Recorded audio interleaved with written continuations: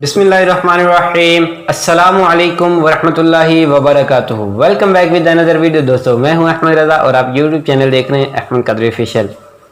आज एक बहुत ही अहम मसला और बहुत ही मेन टॉपिक पे बात करने वाला हूं कि रमज़ान में अक्सर लोग इस तरह करते हैं कि जब सहरी में आँख ना खुले या लेट हो जाएँ या किसी भी वजह से कुछ मसला बन जाए तो फिर करते हैं कि अब वहाँ से अजानें आ रही होती हैं, यहाँ से खाना चल रहा होता है। इस तरह ये मसला मैं आपको बता रहा हूँ कि भाई अजान के दौरान कितनी देर तक हम सहरी कर सकते हैं। वीडियो शुरू करते हैं।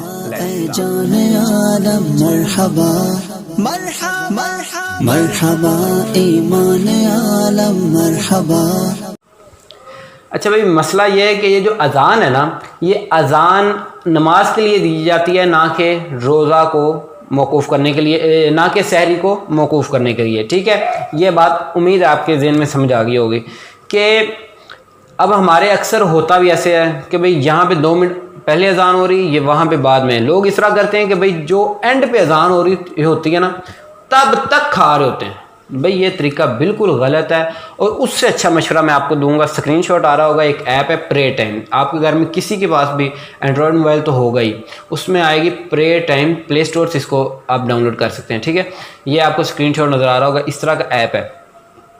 आप उसमें देख सकते हैं, आप उसमें इलाके की रिमाइंडर सेट कर लें, इलाका उसमें जो नेम वगैरह सेट कर लें, तो उसमें आपको पता चलता रहेगा कि भाई हमारा ये इतने बजे खुलना है और ये इतने बजे इफ्तारी होनी है और इतने बजे सहरी का टाइम मुकम्मल होना है। जैसे ही मुकम्मल हो, आपको चाहिए कि आप 2 मिनट पहले ख़त्म कर दें एहतियातन।